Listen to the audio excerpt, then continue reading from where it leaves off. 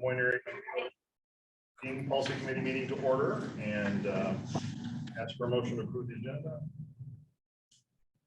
Motion, Reva. Ms. Voss, second by Reba. Discussion. All in favor, say aye. Aye. Opposed, same sign. Any abstentions? Motion carries. All right, item 3 is to approve the minutes from the June 16 meeting. Motion by John. Second by Murray. Any further discussion? All in favor, say aye. Aye. Any opposed, same sign. Any abstentions? Motion carries. Thank you. Item 4 would be the consent and vote on the approval of the financial statement. Todd? Yeah, pretty light expenses, just our normal expenses for the month. I recommend approval, but happy to answer any questions. Okay. Motion. So moved. Motion by Voss.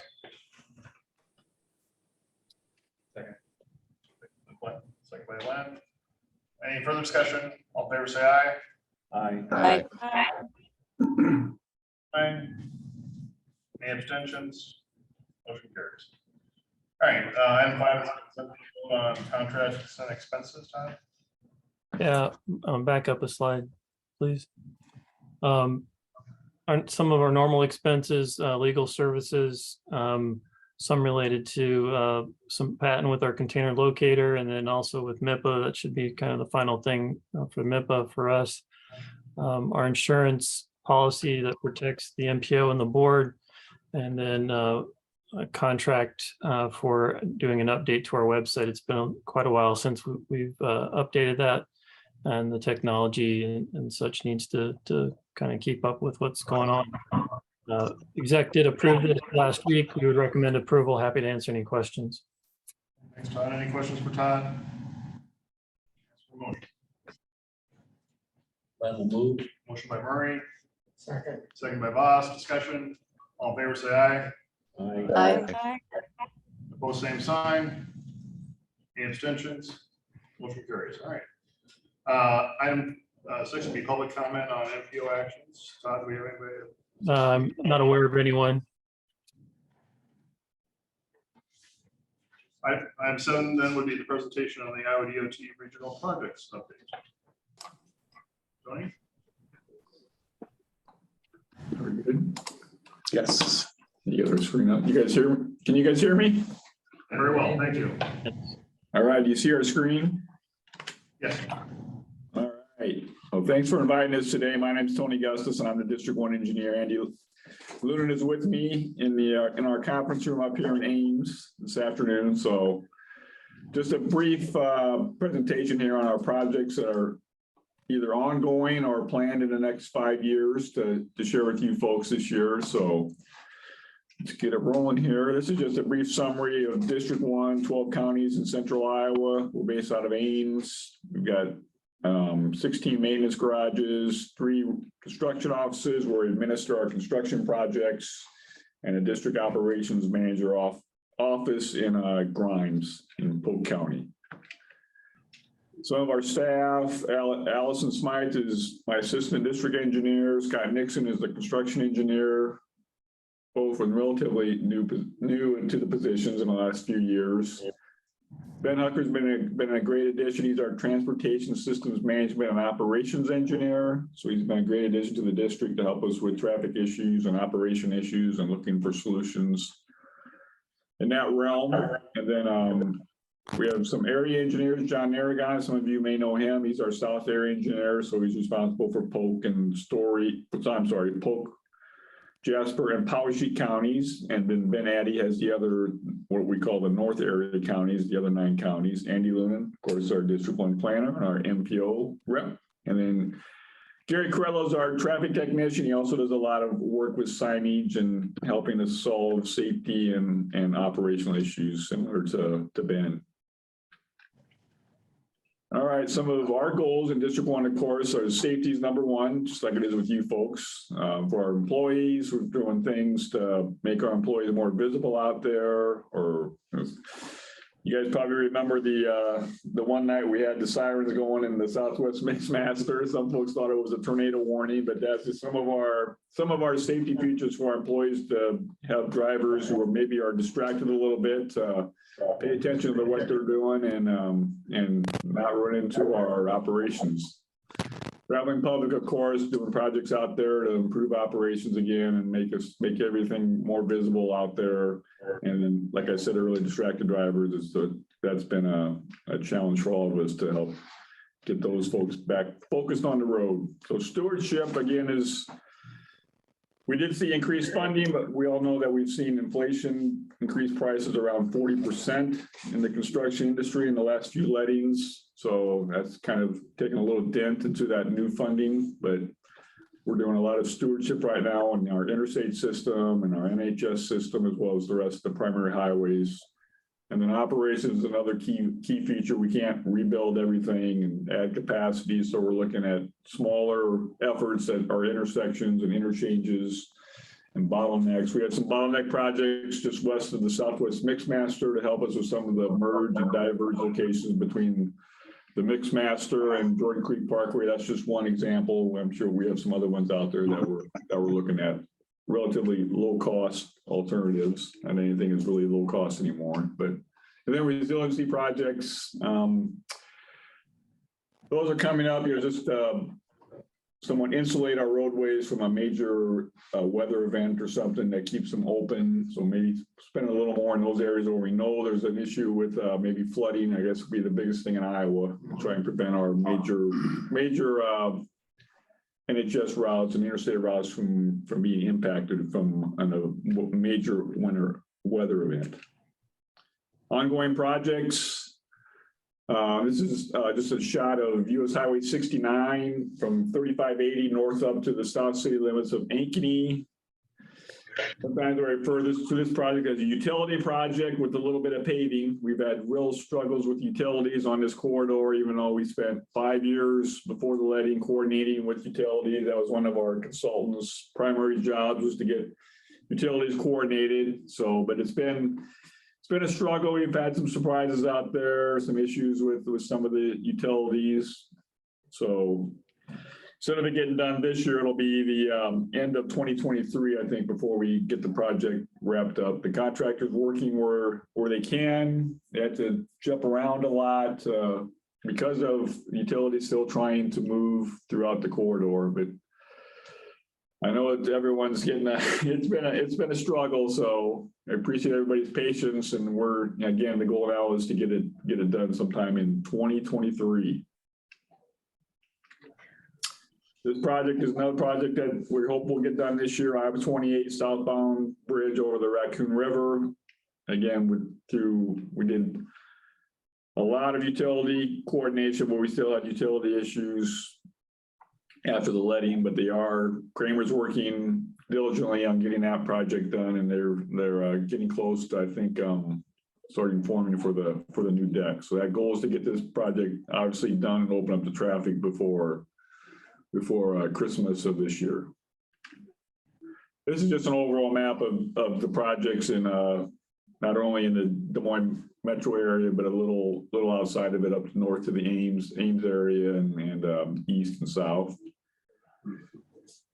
So the upcoming projects, this is the Northeast Mixmaster. The next stage of the Northeast Mixmaster was let last month. Most of it was let last month. We let of the railroad, the ramp bridge over the railroad down in the southwest corner. We let that a couple days ago. So all the projects are let for this next stage. So that's a 23 through 25 project. Again, a flyover for the eastbound I-80 to northbound 35 movement, and then the corresponding ramps to tie into that flyover ramp. So westbound to northbound, Altoona to Ankeny, and then I guess you could call it Clive Urbandale to Des Moines again, the eastbound to southbound ramp also to help with the geometrics there. You guys have all driven that ramp in the southwest corner. We've got high friction treatment in there right now and warning signs for speed. So this would be a good project, the next stage of the Northeast Mixmaster project to get completed. So we should see some activity there yet this fall, I think, for some of the work there on on the Northeast Mixmaster. This just shows the ultimate when, you know, we don't have a time frame. The rest of it's not programmed, but that just shows you, you know, we've got another couple of flyovers to build yet and some major reconstruction west through the Iowa 415 Second Avenue interchange. But that's again, a future project. None of this additional work is programmed. Here's our project that is programmed from the top part is programmed from the Mixmaster east to the US 65 bypass.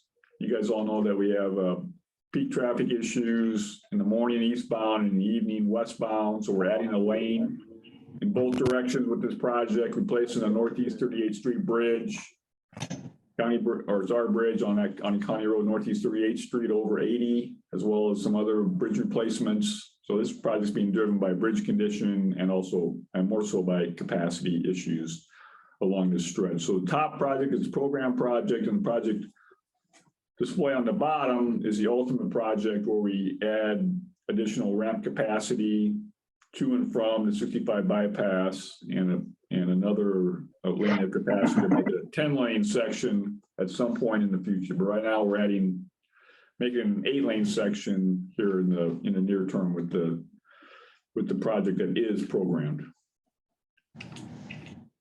This is our 6-lane project on I-35, our 6-lane reconstruction and capacity. The blue section is the program section. So from the north end of Ankeny up to north of Iowa 210, the exit to Huxley and Maxwell. So would you say any 170 million plus or minus for that stretch is in the program. Unfortunately, the rest of it is not in the program to get up to Ames. The 35 and 30 interchange is in the program to get some work done there, but that'll be done that'll start up when the blue section is just wrapping up in 2026. So it's another display here, just a little more detail showing the project, rebuilding the interchanges at 126th Street and Iowa 210. We're shifting the alignment to the west so that we can maintain 4 lanes of traffic while we're rebuilding I-35. So we're acquiring right of way on the west side of 35 and then at the interchanges. That project is scheduled to get the first stage of the project is in the December letting, I believe. So it's coming right up for, again, starting work in 2023. This is the Hickman Road and I-3580 diverging Diamond interchange in Clive and Urbandale, which we should have a design / right-of-way public information meeting in November of this year, November 22nd. 22nd, I believe. Okay, November 22nd at the Methodist Church there, just west of the interstate. So at that meeting, we'll show the right-of-way impacts and the design to the public. So that project is moving along, heading towards construction beginning in 2024 will be right-of-way acquisition. We have funds program for right-of-way acquisition, utility relocation. This project is the capacity improvements on I-80 from the Mixmaster West out to Grand Prairie Parkway. So it's partly in our District 4 section of the state, as well as in District 1 there at the railroad bridges, the mainline bridges over the railroad. So that project, we got advanced a few years ago from, at one time it was like 2030 or later, and now it's happening next year just because of the tremendous growth we've seen in traffic out there in the western part of the MPO. So that project will start up in 2023 also. This is our Southwest Mixmaster. That project just got programmed this year to start the first few years of that. So it's a tiered project trying to address the worst movements first. So getting rid of the weed movements between those 2 loops for southbound to eastbound and then westbound to southbound, building some flyover ramps and whatnot. So that'll be a good project to get started. And we're just getting underway with that project, working on the interchange justification report and picking up some preliminary survey. Moines Street intersection with US Highway 69, as well as the replacement of the US 69 bridge over the Des Moines River. We're moving towards getting those done around the same time frame, so we just impact the area with construction at the same time. Those are 2 good improvements that are coming up. And our last project we wanted to highlight is that towards on on your way to Granger, in between Granger and Grimes, but it's addressing the issues we've had at the 121st Street intersection, just north and west of the 415 interchange. So we're going to close that connection to the north and build a new road off of 415 that runs I don't know what, can't remember what that county road is up at the top of the screen there, but to move traffic off our 4-lane high-speed corridor, address some access points, making them right in, right outs for now, and building a new intersection on 415 just west of the Iowa 141 interchange. That project is scheduled to start in, I think it's in 2025. We probably have right of way in 2024. So this is more of a safety project than anything as far as for this project out here. Before I take all your questions, just one more, just a heads up that the commission, our DOT commission, their last, I guess I'd call it the field trip or tour of the year, starts and ends in the Des Moines area. So if you guys have anything you want to highlight or present, important projects to put in front of the commission, this is your chance. Yeah, work with Andy and then Sean Majors, to get on the agenda for that. I always peek at the other commission tours that happen, and there's always cities and counties from different parts of the state showing off their projects and whatnot. We didn't have one last year in central Iowa, right. So it's been 2 years. So hopefully we can get some projects put out in front of some support from our MPO and our local partners. So with that, I can try and answer some questions, or Andy can answer them. All right. Thanks, guys. Any questions for Tony? I do, Bob. Go ahead, Tom. And Tony, look, I know you've talked to our public works director about this matter, and I appreciate you communicating with him about the corporate woods closure at Highway 69. Not only do I live up here, but I represent all the people that live in the residential areas on the west side of Highway 69 in the golf course area around Woodland Hills. So, we were totally prepared in this area to see that major east-west corridor closed for, 2 or 3 months. I know Mid-Am was up there and moved all their utilities a long time before the project started. But, to hear now that we're looking at October or something like that before that east-west corridor might be open is extremely frustrating.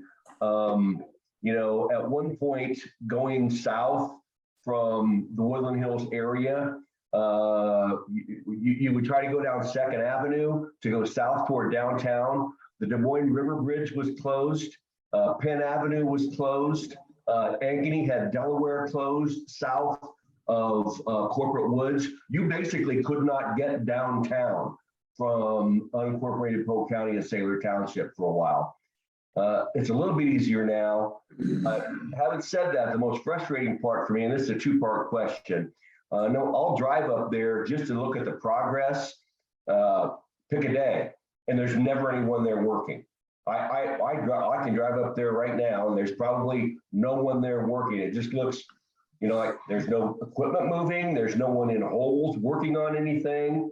So that part of it's frustrating for me. And I know you're frustrated. I can tell by your presentation that you're frustrated with it.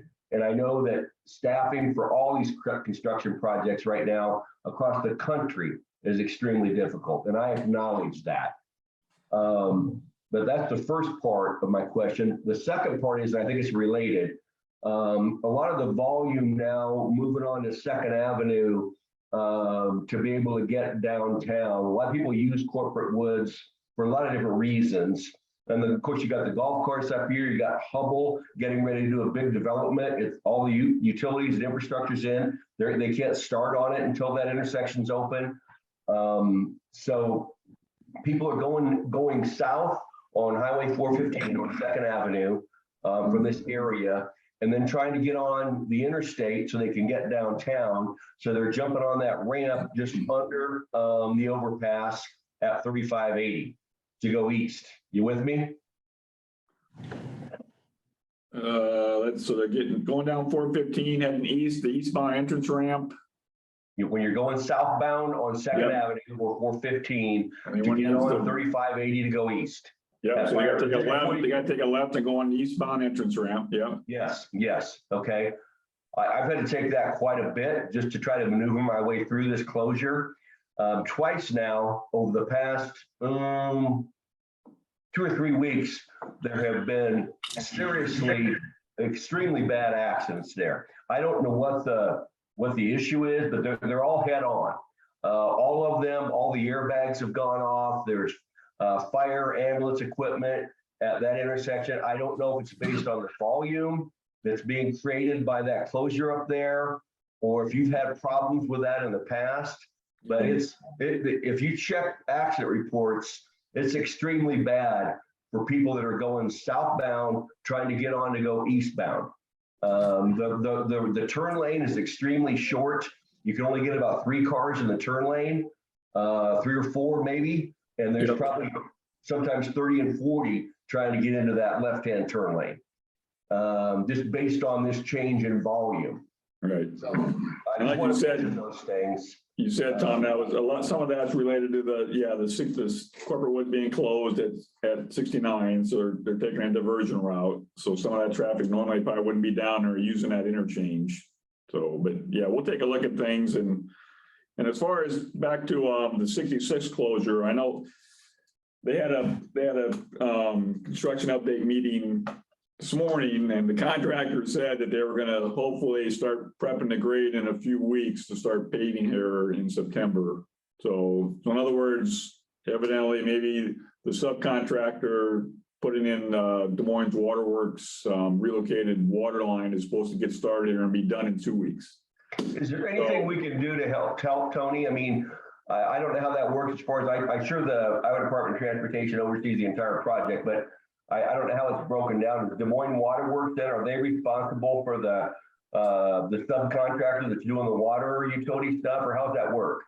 So they put their work in our contract. So our prime, is he's coordinating all the subs. So he's the one trying to, he's trying to get the project done. So he's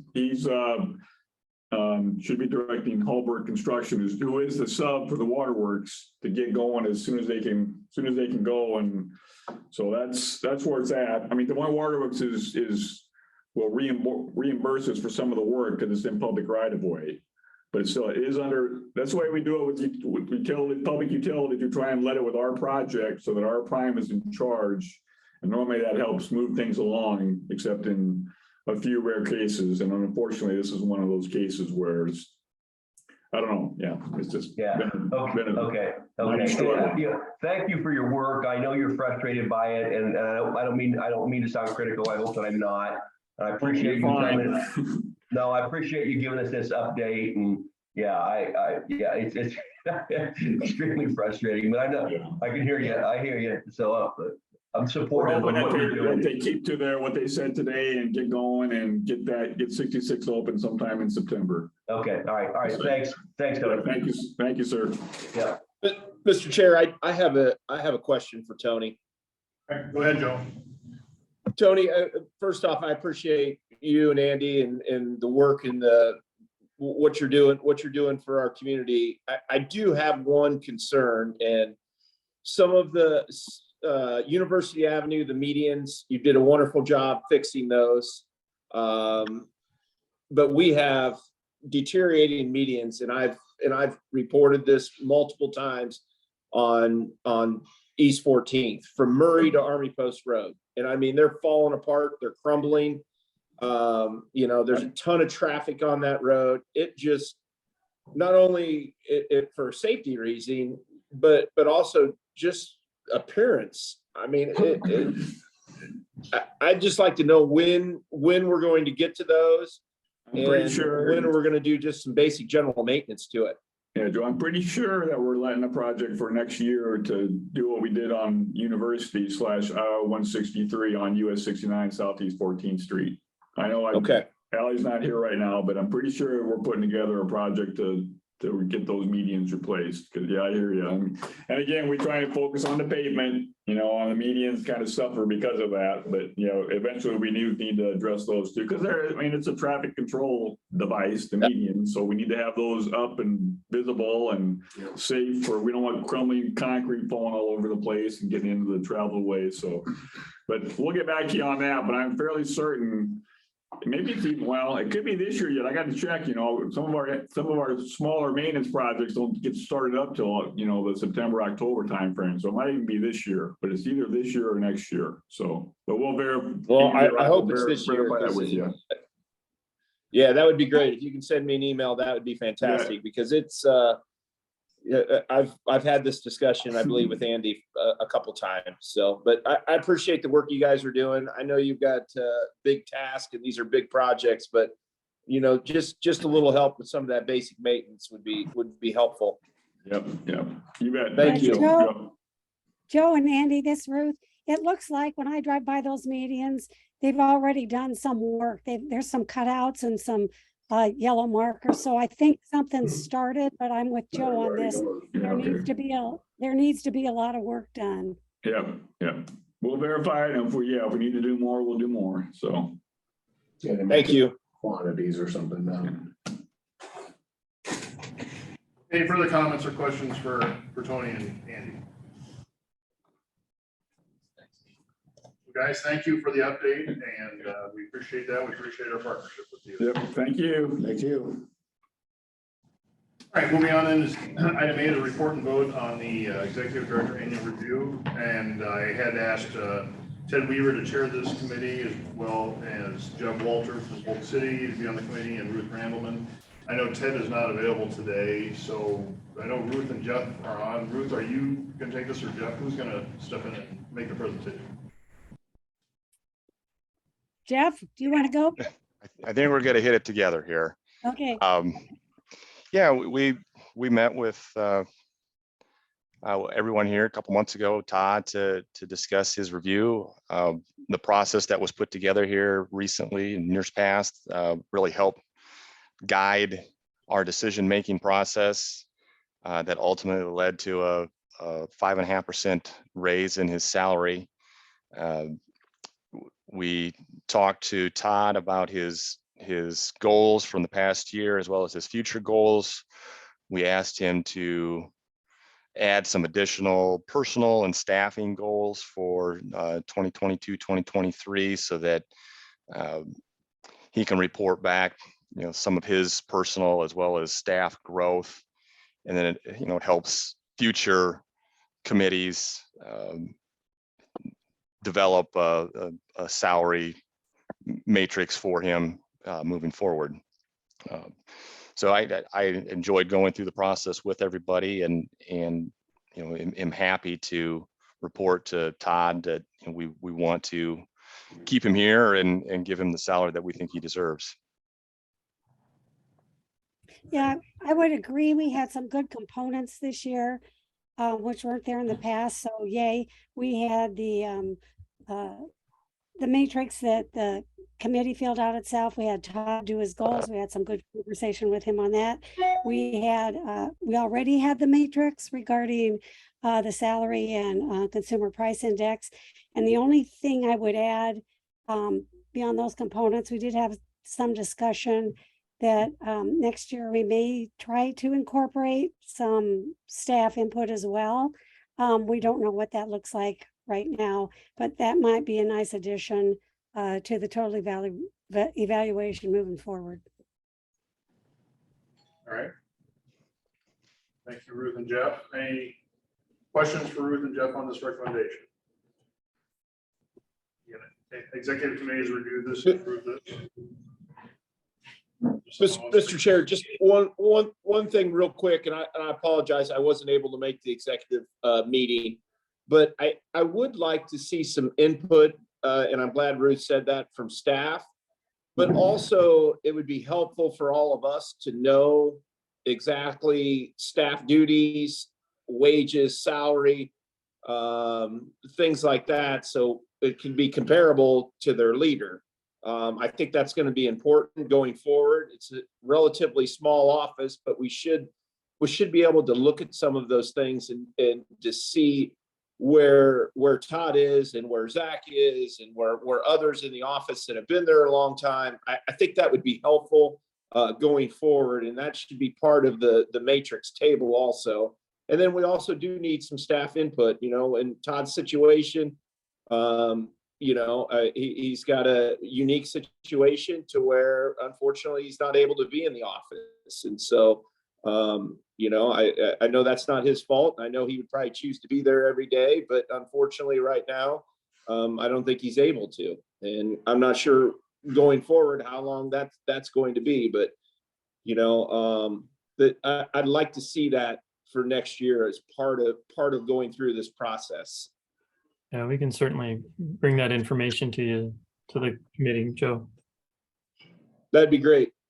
Mr. Chair, I'd be happy to serve on the committee. I know I did it when I first started. I'd be happy to serve on the committee next year too. All right, thank you, Joe. All right, any further questions or comments? Is there a motion? Move to approve this Randallman. Second, Reba. Great. Any further discussion? All in favor, say aye. Aye. Aye. Opposed, same sign. Any abstentions? Okay, that motion carries.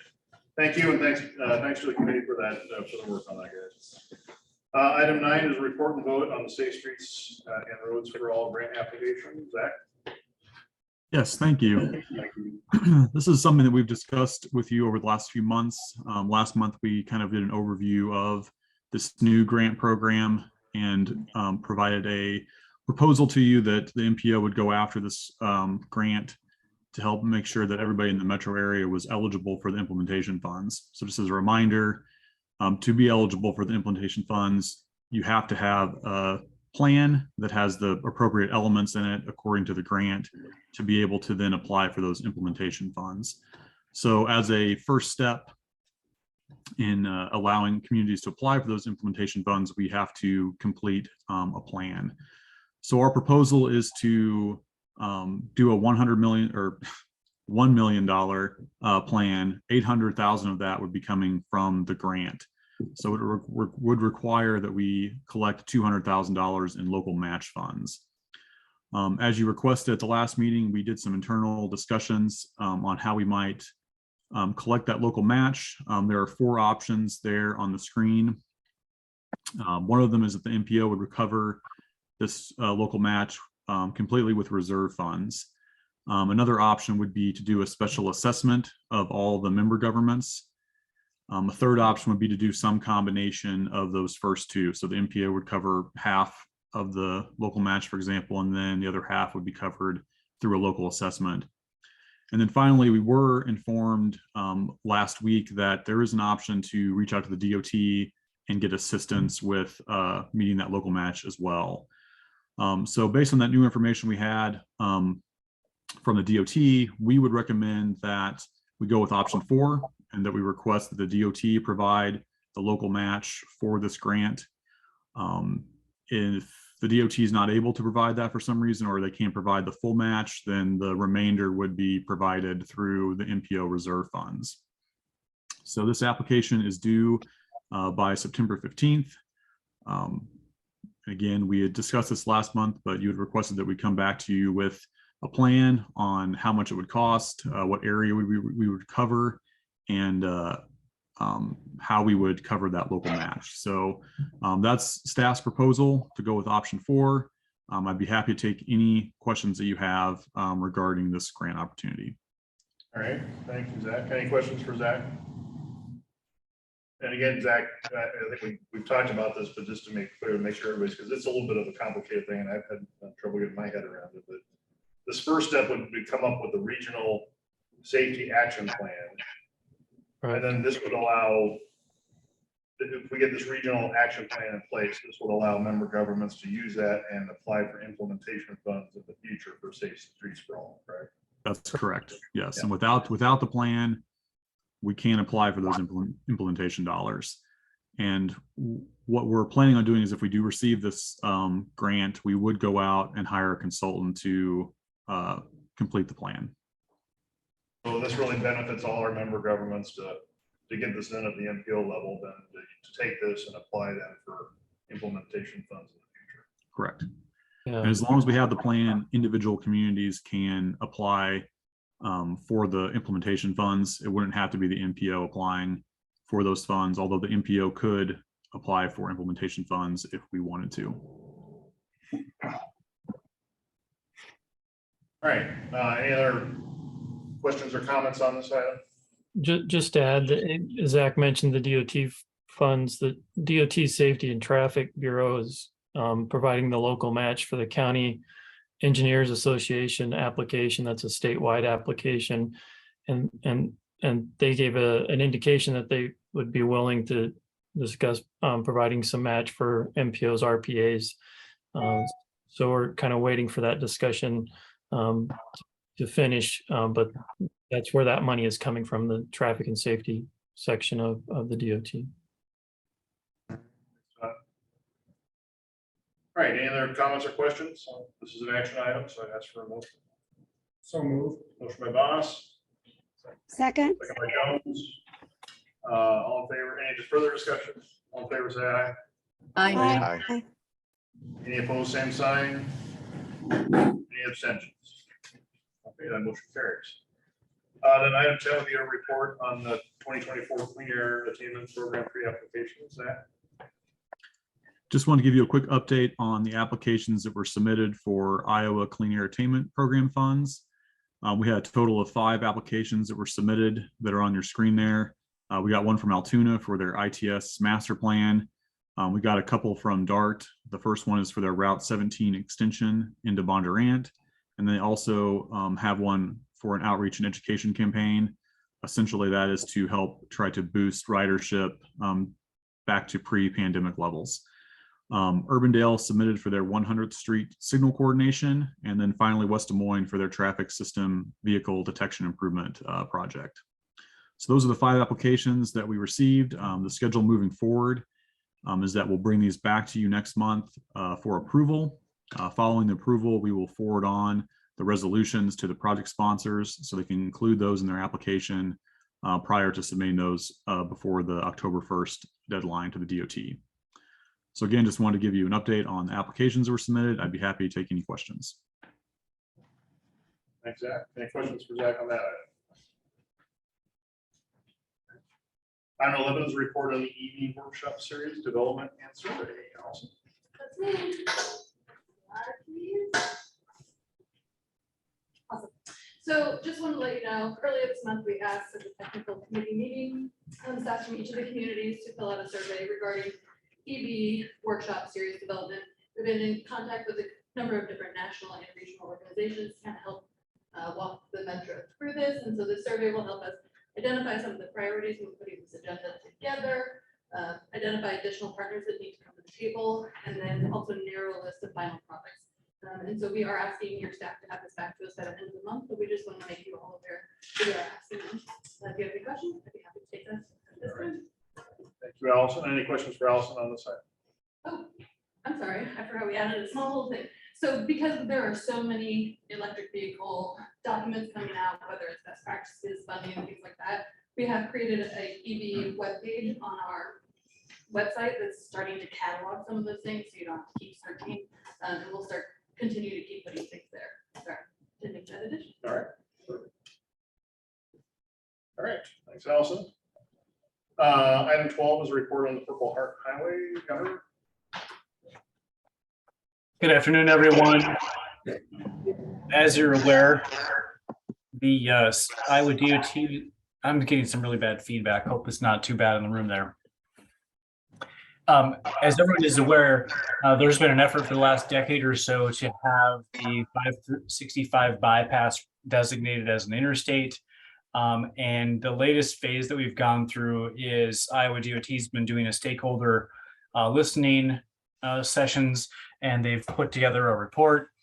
So we're the tail end of that, and the update for you today is that staff has been in touch with a DOT, and they're telling us that they're trying to wrap that up by August. They're not going to provide any additional details for the action plan. They just kind of gave us some high points. But they did clear us as regional stakeholders to initiate the implementation of this. And so staff has started conversations with the Greater Des Moines Partnership regarding this and starting to work with them on a more detailed action plan. So I'm going to share some high level action plan here, and you're going to see more details put to this here in the coming months.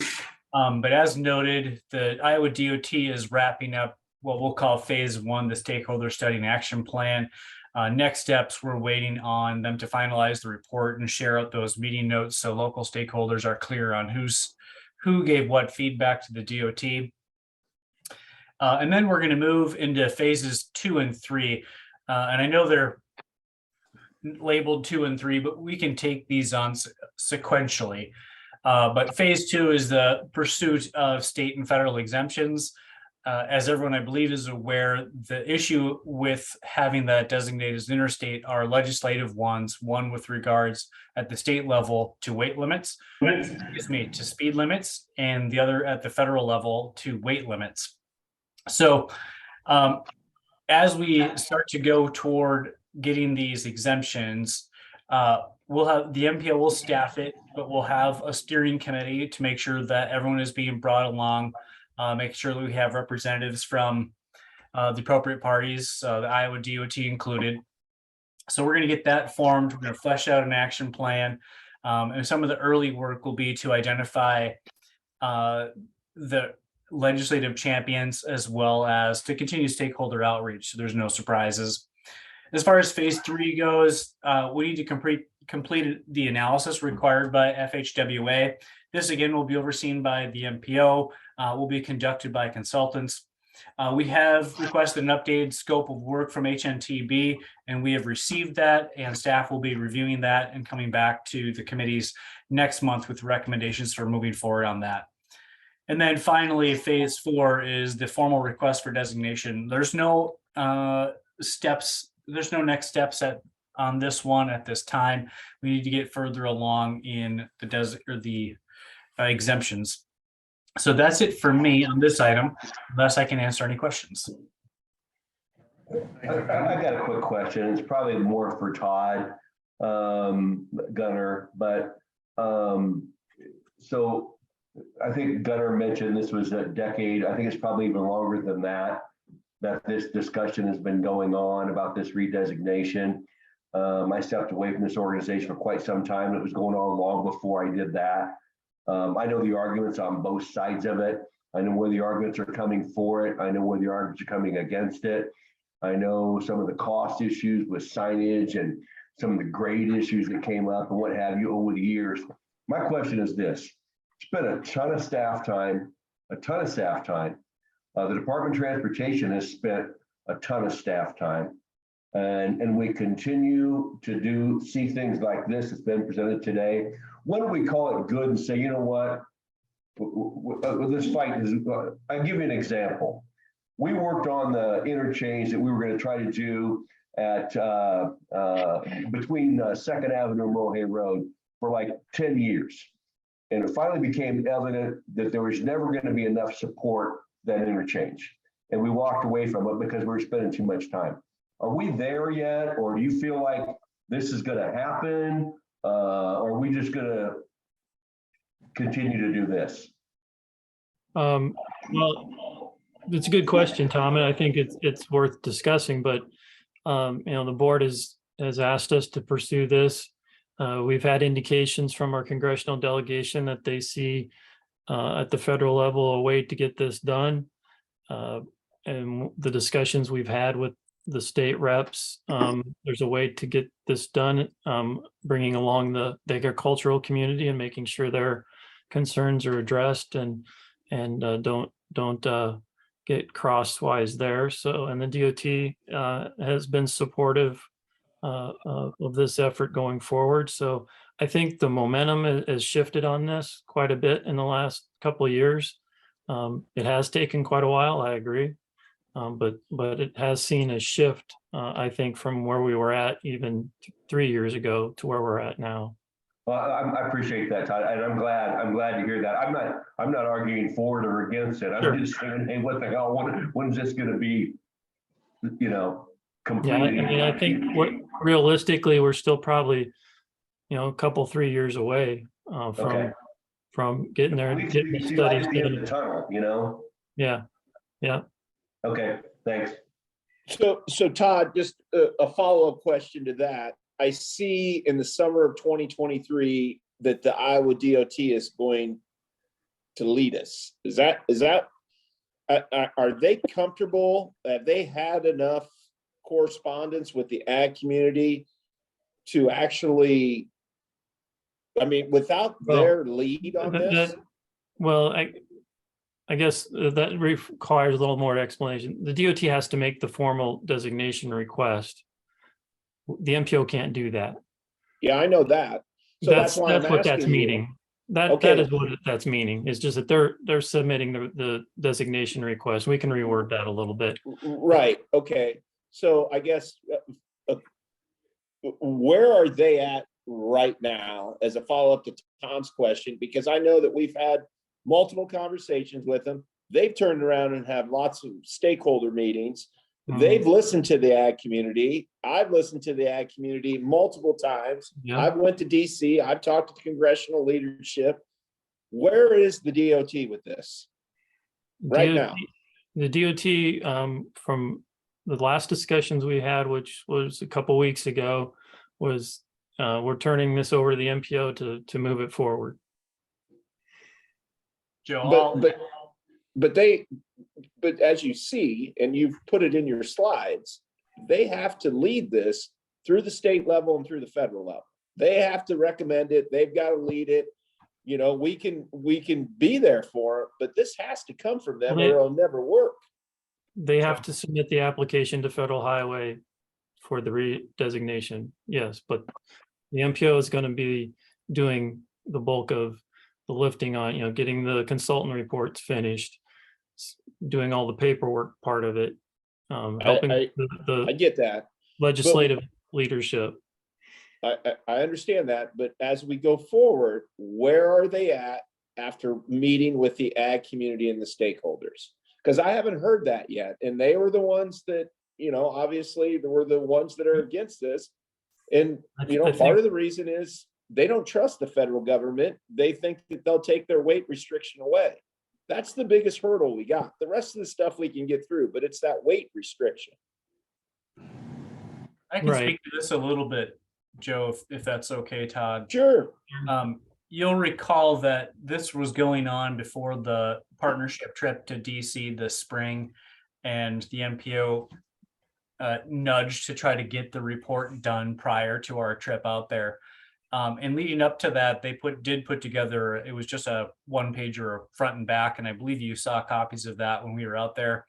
But they did come to a recommendation that they see this as worthwhile to do because of the economic development benefits of doing it. But they were clear to us that they wanted the MPO and the regional stakeholders to be in lead for implementation, namely in the areas of getting the state and federal exemptions, as well as the analysis completed. As far as the weight issue is concerned, the DOT's perspective was they acknowledged hearing that from the ag community, that this idea that the feds can give the waiver, they can also take it back. And their response to that is that in the review of all the exemptions given, none have been given back. And so there's no precedence for that change. So that's where they're at. But Gunnar, as well as I do, we're going to have to do this hand in hand with them. Yeah, we can do all the paperwork. Yeah, we can go get a congressional, we can do what we need to do, but ultimately they have to file the application. They have to lead on this. You've got it in your slides. Yep. I'm just wondering, are they willing to do that yet? Well, because a year ago they weren't. I can tell you that after we presented at exec, Andy came up to me afterward and said, I didn't see my name on there. And I said, don't worry, Andy, you're not getting out of this. I see, at phase 2, I said, we're going to put together a steering committee. It's critical that all the stakeholders are doing this, are marching together on this one. And Iowa DOT is one of those critical stakeholders. And Is I've Andy- had Andy, conversations are you with, still on? sorry, I was gonna Okay. say, Andy's still on. Hey, Gunner or Todd, is the DOT, sorry, excuse the voice, is the DOT still going to stay involved with some of the technology that they had discussed regarding the slow moving vehicles? Because wasn't that a DOT interest? it was mentioned that they, that was a possible solution for a warning system. There's some off the shelf stuff you could stick on a trailer that would, a transponder that you would trip a signal that would, put flashing signs, there's a slow moving vehicle on the corridor. That was the type of thing they were potentially looking into, and I don't see why we couldn't still, have something like that. Certainly the DOT's got to be involved in this process all the way through. And we're going to have to lean on them for the actual submission of the designation application to Federal Highway, but we will be working on the other pieces with them along the way as well. Had conversations with Stu Anderson about this, and he's just saying the MPO is going to be the one, putting everything together and putting the documents together, talking with groups, but the DOT will be there. They're just going to be in the supportive role.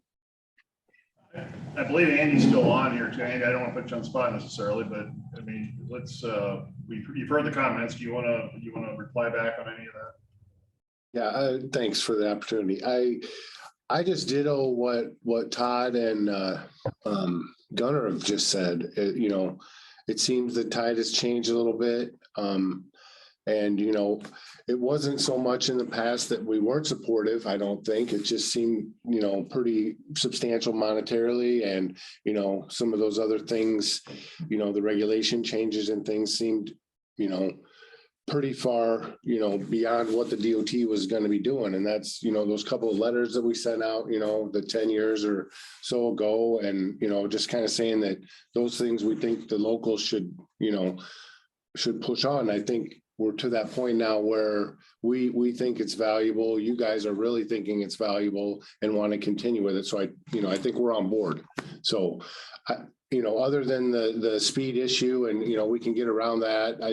I don't see any other problems with it, in my opinion. So I'm here to help you guys out, whatever you want, and, continue to be a liaison between you guys, that group, and, the higher ups here at the DOT, because, the decision, to make those formal stakeholder meetings and get through that was way above my pay grade to do that stuff. So, I'm just following along with what they're, and hoping to see that report as well and read in on some of that information, and, hopefully it's valuable to you guys, and we get moving on a steering committee and moving forward. All right, thanks, Andy, for those. All right, any other further discussion or questions on this? All right, again, I think plans laid out. I appreciate the comments, but I think from what Andy's saying, that we've got DOT on board on this. We realize where we are on this, and we're gonna keep moving this forward to completion.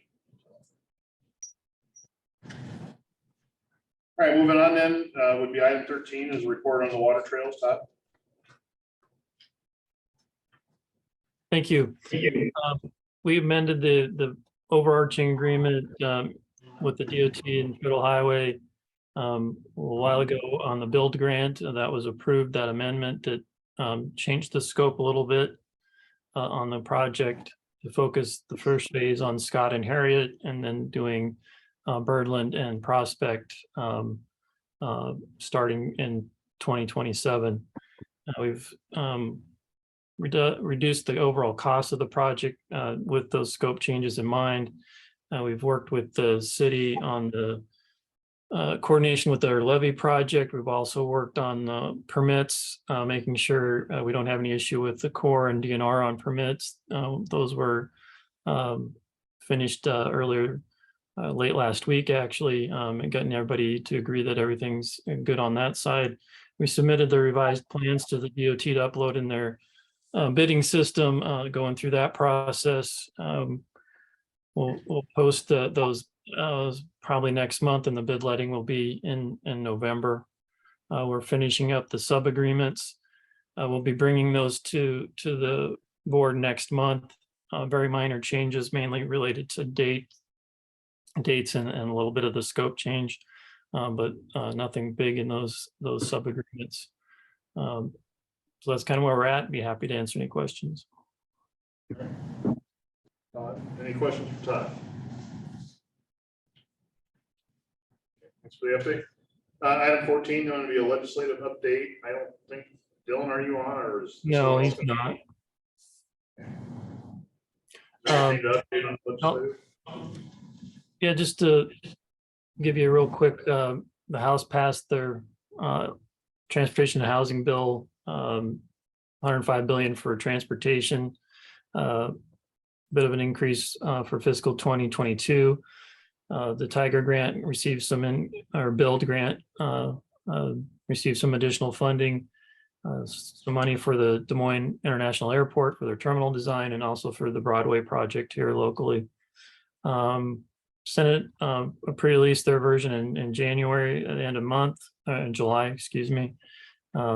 Similar numbers, raised the build grant a little bit more. So we'll see where that plays out. Next slide. The Inflation Reduction Act, you probably heard a lot about that. That was passed earlier this month. A lot of money for electrification, for clean vehicles, EVs. So we'll see how that money rolls out. Should be some form of that coming to Iowa. Money for the Neighborhood Access and Equity Grant Program. This is to help with communities that got separated by transportation facilities or had some damage or environmental impacts from transportation projects to help rebuild those communities. 3 billion of that for fiscal 2026. The MPOs are able to apply, source cities, states, and counties. You can see the numbers there. I think the nice part is they put some technical assistance, not just projects, so that helps understand some of those areas that may be new on this process. Next slide. Got another slide, I think. Nope, that was the last one. Happy to answer any questions. All right, thanks, Todd. Any questions? All right, item 15, report on upcoming events, Gar. Thank you. I'll run through these fairly quickly as there are several of them. There's an I-80 stakeholder group coming up Tuesday of next week in the Quad Cities. There is an online available option if you are interested. This one's interesting. There's an innovation exchange by Federal Highway next month for information on a process of doing cold in-place recycling of asphalt. The Ice Storm Conference is coming up in September here in the Metro in Ankeny. And I will point out that there is a session called iSwell, specifically geared toward elected officials. And it's a short condensed one, 7:30 to 9 a.m. On the 15th here. I'll also point out the 2022 Iowa Water Conference. This year is in Dubuque in late September. I'll point out the API Iowa Chapter Annual Conference coming up in October. And lastly, the Growing Sustainable Communities Conference also in October. And as we do, we will send links to these events in our post-meeting email to you.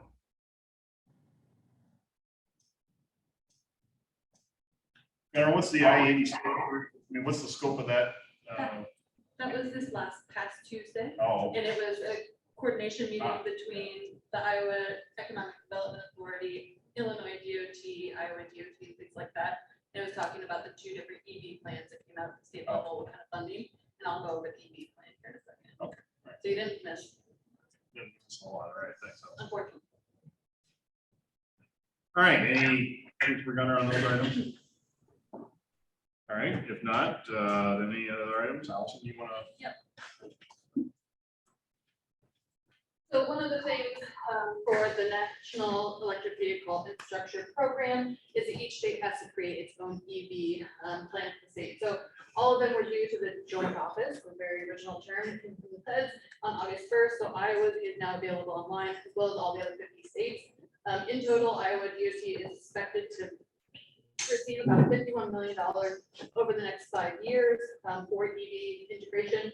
And they really did try to align this plan with the Iowa in Motion goals, which is their long-range transportation plan. Next slide. So I just went through it and pulled some of the high pieces out. So NEVI is going to focus on the alternative fuel corridors, which are designated by federal highway. So those in the state of Iowa are interstates 80, 35, 29, 380, and I do believe there's one tiny state highway as well. And so with NEVI, every 50-mile build out must be completed on the alternative fuel corridors before the state can make investments outside those corridors. So you'll see right now, the DOT is not planning on owning any of the infrastructure or putting anything on their properties, but they do have some outcomes here that you can see engaging. Operations and maintenance keeps coming up, obviously in these conversations. And I just wanted to point out that the utilities are there across the state, especially in those AFCs talking about capacity at exits and at some of the smaller towns along the interstate. Next slide. So DCFC is a DC fast charger. So NEVI requires that for a charging station to be NEVI compliant, has to have 4 DC fast chargers at the location within 1 mile of the alternative fuel corridor, so within a mile of the interstate. Right now across the street, there are 3 that comply with that. One is at the Waukee Come and Go up by Fleet Farm on Grand Prairie Parkway. And there are other DC fast charging stations that are here in the metro. However, they don't have the 4 ports and things like that. So we do have that capacity, but not necessarily the build out. At this point within the state plan, there are no infrastructure pieces being built within the MPO boundaries, but they are, we do keep considering how that will implicate things for our work. Some pieces that keep coming up. I know here at the MPO, we talk a lot about environmental justice. The Biden administration put out the Justice 40, which is similar, but has a kind of longer list of demographic pieces in there. And so those are the workforce needs, EV technicians, electricians and things like that are really pieces that were brought into this plan. Something that we have been looking at is how to start coming around to some of the performance metrics. So we took note of some of the ones that are in the state of Iowa plan. Really, the compliance of NEVI, stations being built out, serving disadvantaged rural areas, energy consumption. We keep an eye on those performance metrics. Again, this is a living document, so they did not have, I think they got their final instructions in May, and it was due in August. So this is very much a preliminary plan, but it will be a living document. So we will get more updates with time and progress as we keep moving forward. So I'd be happy to answer any questions at the time. There's no actions, but we just wanted to make you all aware that this is out there and on the internet and on our website on that EV page I mentioned before.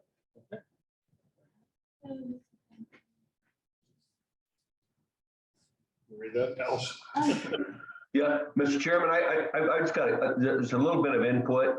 And it's not really a question, it's more, and I listened to the presentation and I'm extremely excited about this initiative. What I would say is that as far as distribution at the distribution for electricity and the capacity, I get all that, except for my big concern is as we move ahead, that people aren't taking a hard look at not just distribution, but the infrastructure past distribution.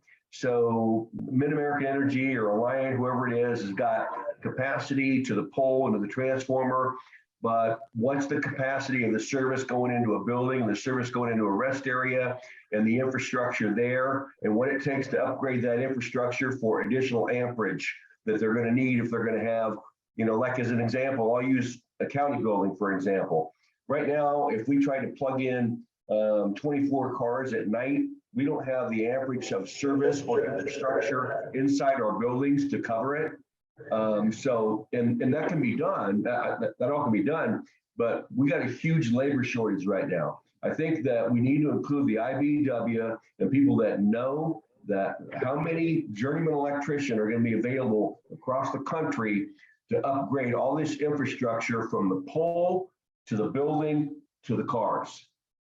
there's a huge concern about that right now. And I hope people are taking a strong look at that right now. We're 200 electricians short in Polk County right now. With the construction we got going on. So anyway, I would just point that out. I'm sure that's being discussed, but it's something that we probably need to take a look at.